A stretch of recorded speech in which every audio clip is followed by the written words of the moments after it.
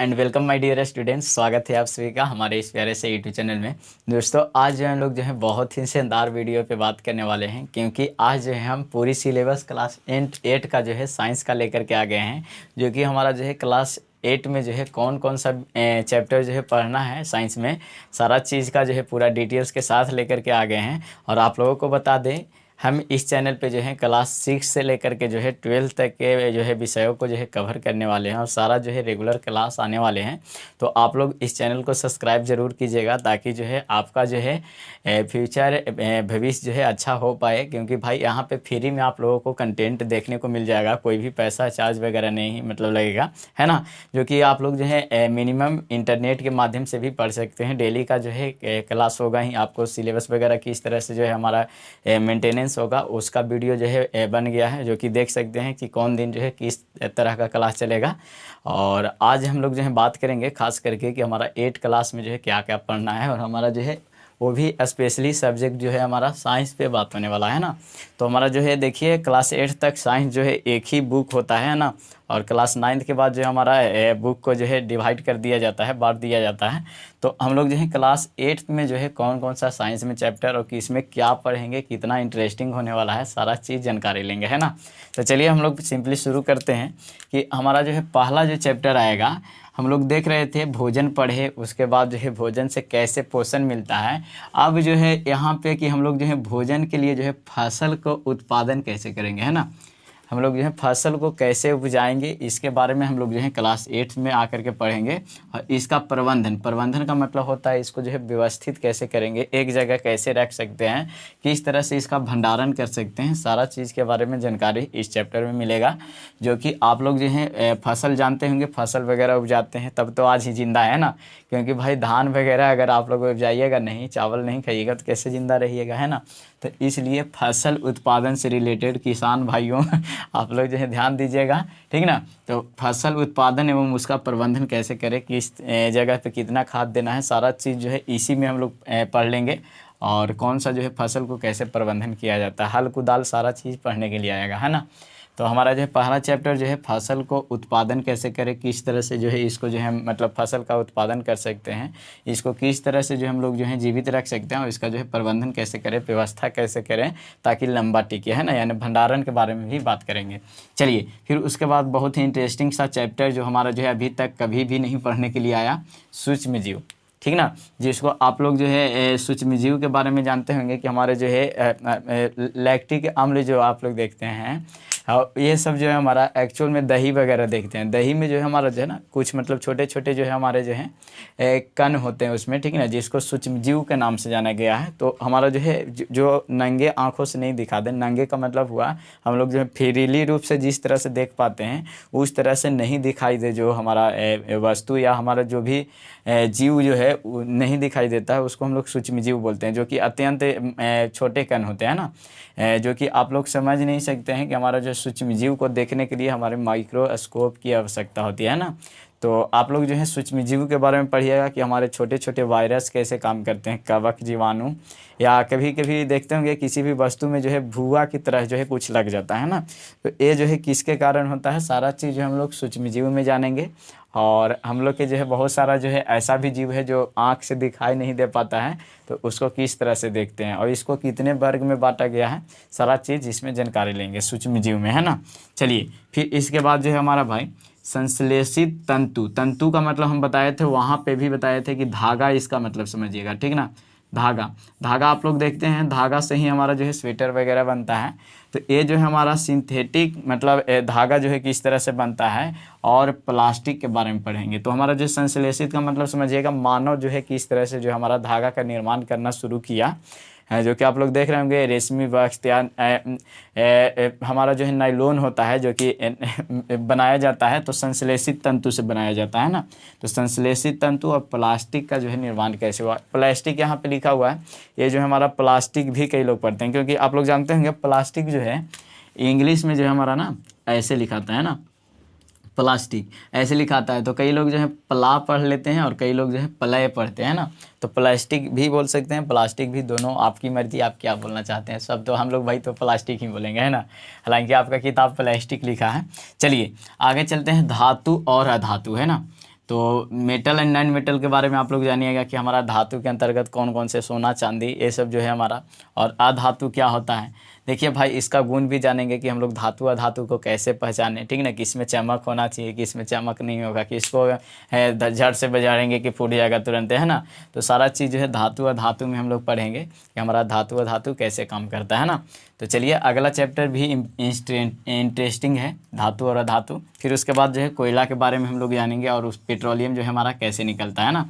तो आप लोग को पता होगा पेट्रोल वगैरह जो हम लोग करते हैं वो हमारा पेट्रोलियम से ही निकलता है ना, या आप लोग किरोसिन तेल देखते हैं, जितना भी हमारा जो है पेट्रोलियम पदार्थ जो होता है एक्चुअल में कहाँ से प्राप्त होता है, इसको कैसे प्राप्त कर सकते हैं। या आप लोग वैसलीन वगैरह लगाते हैं जो कि हमारा जो है एक्चुअल में जो है पेट्रोलियम का ही माध्यम से बनता है ना। क्रीम वगैरह जितना भी देखते हैं लगाने वाला, पोतने वाला, है ना लड़कियों के लिए तो पोतने वाला ही होगा।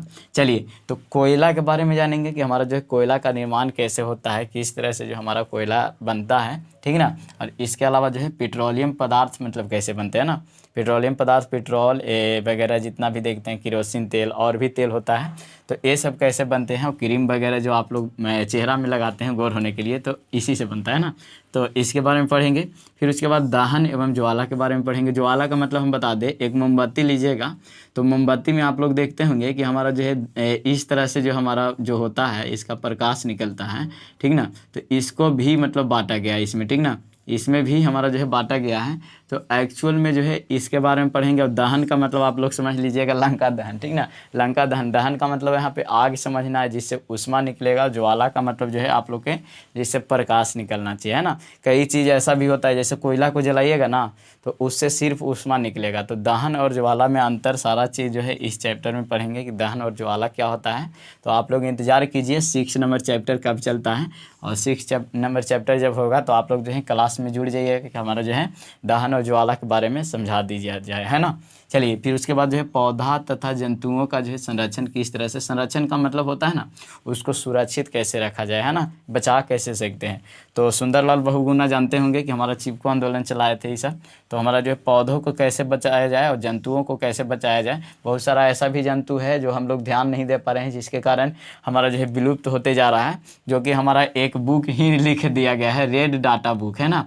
रेड डाटा बुक जो है हमारा, उसमें जो है हमारा जितना भी हमारा जो है जीव जंतु जो है विलुप्त हुए हैं उसके बारे में उसमें लिखा गया है ना। तो हमारा जो है बहुत सारा जो है चीज़ है उसका जो है संरक्षण करना ज़रूरी होता है, बचाना ज़रूरी होता है। आजकल चिड़ियाँ वगैरह भी उतना देखने को नहीं मिल रही है क्योंकि हम लोग जो है उसके अनुकूल जो है वातावरण नहीं दे पा रहे हैं, संरक्षण नहीं कर पा रहे हैं ना। तो हमारा जो है पौधे और जंतुओं का जो है किस तरह से बचाव कर सकते हैं इसके बारे में हम लोग बात करेंगे। फिर उसके बाद जो है भाई अभी तक कोशिका के बारे में आप लोग को पढ़ने के लिए नहीं आया था, तो कोशिका पढ़ेंगे, उत्तक पढ़ेंगे, ये सब जो है आप लोग 9th में पढ़िएगा। हालांकि जो है क्लास 8 में हम लोग जो है सिर्फ सेल पढ़ेंगे कि हमारा जो शरीर जो इतना बड़ा ढांचा देख रहे हैं ये जो है हमारा कोशिका से ही बनाया हुआ है ना। यानी कि शरीर के सबसे एकदम छोटी से छोटी इकाई जो है हमारा कोशिका है, इसी से बन करके जो है उत्तक बनता है, फिर अंग बनता है, बहुत सारा चीज़ जो है। तो यानी कि भाई कोशिका के बारे में जानेंगे, इसका संरचना किस तरह से होता है और कोशिका हमारे लिए कार्य क्या करता है, वर्क क्या करता है, काम क्या करता है ना। कार्य जहाँ भी देखिएगा समझिएगा कि उसका काम क्या है ना। तो इसका काम क्या है ये देखेंगे, कोशिका संरचना किस तरह से हुआ है, इसका बनावट किस तरह का है, ठीक ना, और एक करता क्या है आखिरकार। चलिए तो कोशिका के बारे में जान जाइएगा। फिर उसके बाद जंतु में जो है जनन कैसे होता है। अभी तक हम लोग क्लास 7th में पढ़े हैं कि हमारा जो है पेड़ पौधे जो है जनन कैसे करते हैं ना, वनस्पति जो है कैसे जनन करते हैं। लेकिन यहाँ पे हम लोग जो है जंतुओं में कि आखिरकार हम लोग जनन कैसे करते हैं। जनन का मतलब बता दे, किसी भी अन्य आपने जैसे मतलब वस्तुओं को जो है जन्म देना, है ना, यानी कि जीव को जन्म देना, है ना। वस्तु तो आएगा नहीं क्योंकि निर्जीव चीज़ थोड़े ना अपने से दूसरे को जन्म देगा, तो जीव जंतु ही आएगा या पेड़ पौधा आएगा। तो हमारा जो है जंतु में जनन पढ़ना है ना, कि हम लोग जो है एक्चुअल में अपने जैसे प्राणी को किस तरह से इस पृथ्वी पे लाते हैं ताकि हमारा जो है जीव का जो है जाति कायम रह पाता है, ठीक ना। हम लोग मानव जाति से हैं, तो मानव जाति किस तरह से जो है हमारा कायम है, तो हम लोग जो है जंतु में जनन में एक्चुअल रूप में पढ़ेंगे, है ना।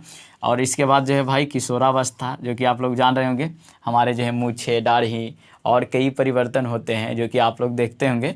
तो किशोरावस्था जो कि हमारा जो है बताया जाता है कि हमारा जो है 12 वर्ष से लेकर के जो 18 वर्ष होता है उसको तक के जो हमारा जो है शरीर में जो छोटे छोटे परिवर्तन होते हैं उसके बारे में जो हम लोग किशोरावस्था में पढ़ेंगे, है ना।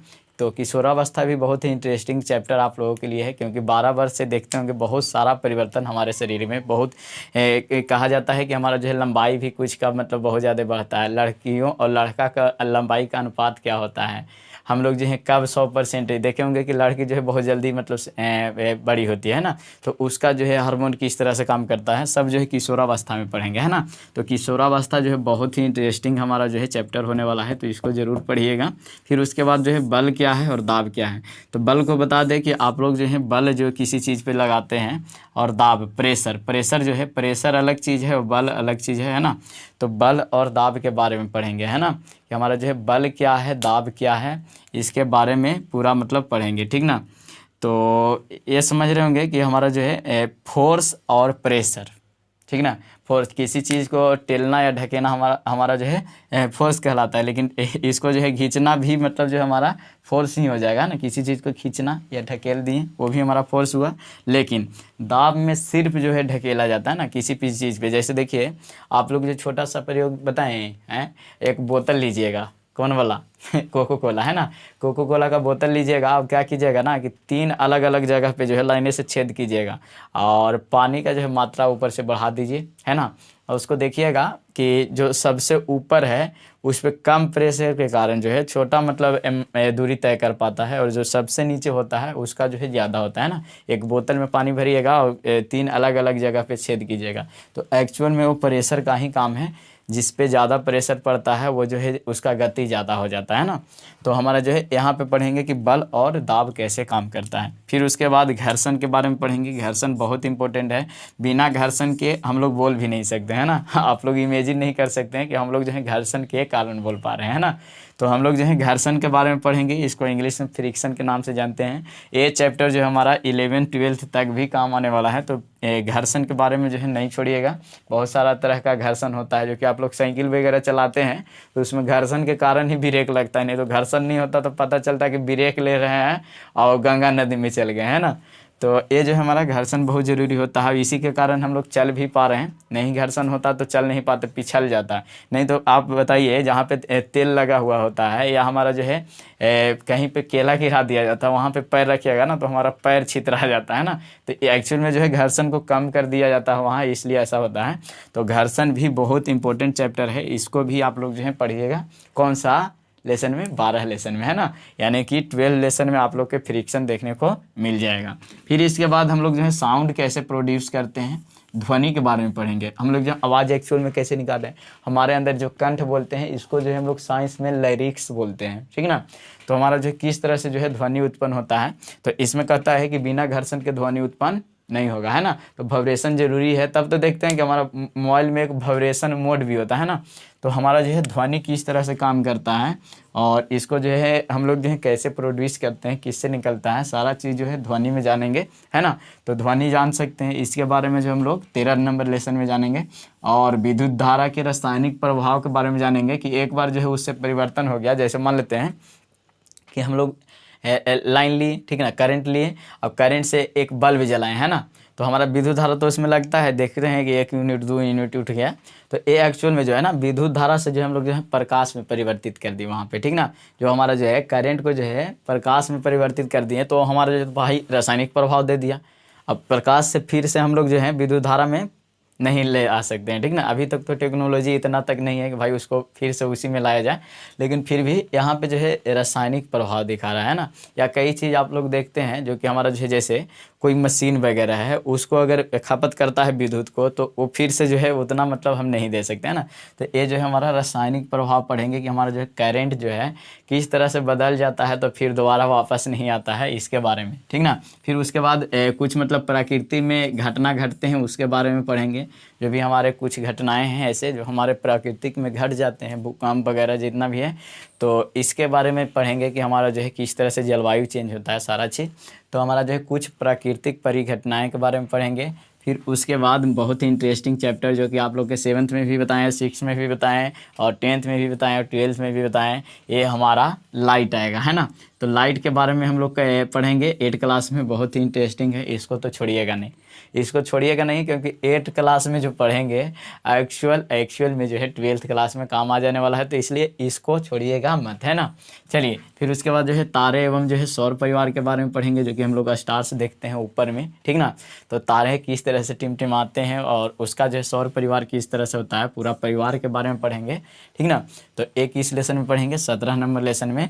और फिर उसके बाद वायु जो है हमारा जो है एक्चुअल में हवा और जल जो है किस तरह से प्रदूषित हो रहा है, उसको कैसे बचाया जा सकता है, सारा चीज़ जो है जानकारी लेंगे 18 और अंतिम लेसन में। अब आप लोग कभी कभी उम्मीद कर रहे होंगे सर जितना भी हमारा जो है आखिरी वाला जो लेसन दिया हुआ है एक्चुअल में जो है हम लोग के पढ़ने के लिए क्या दिया हुआ है, इकोलॉजी सिस्टम पे हमारा जो है वातावरण को कैसे मतलब बचाया जा सकता है। तो आप लोग के लिए ये भी इम्पोर्टेंट होता है, क्योंकि 12th क्लास में आखिरी में जो आप लोगों को पढ़ना होता है यही जो है इसके बारे में, ओनली इकोलॉजी के बारे में जो है बहुत ही बेहतरीन से फिजिक्स में भी दे दिया है, ठीक ना। तो आप लोग समझ सकते हैं तो कितना इम्पोर्टेंट है, सब क्लास में पढ़ना है।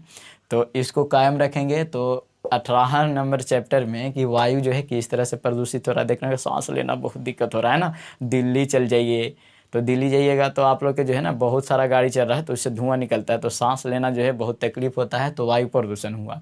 अब जल देखिए, आजकल हमने जितना कचरा है सब के जल में बहा दे रहे हैं ना गंगा जल में जाओ, तो गंगा जल अपवित्र बोला जाता है कि मतलब जो है भाई धीरे धीरे जो है गंदा होते जा रहा है, तो वो जो है एक्चुअल में जल प्रदूषण के कारण आता है।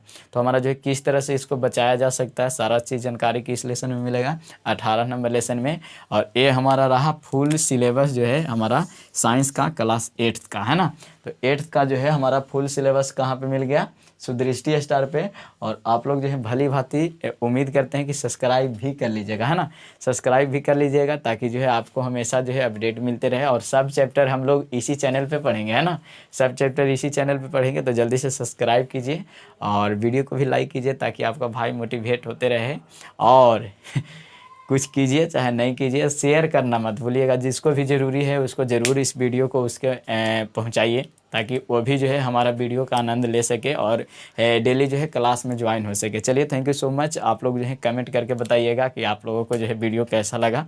और चलिए मिलते हैं अगले वीडियो में और नए अंदाज के साथ। चलिए थैंक यू।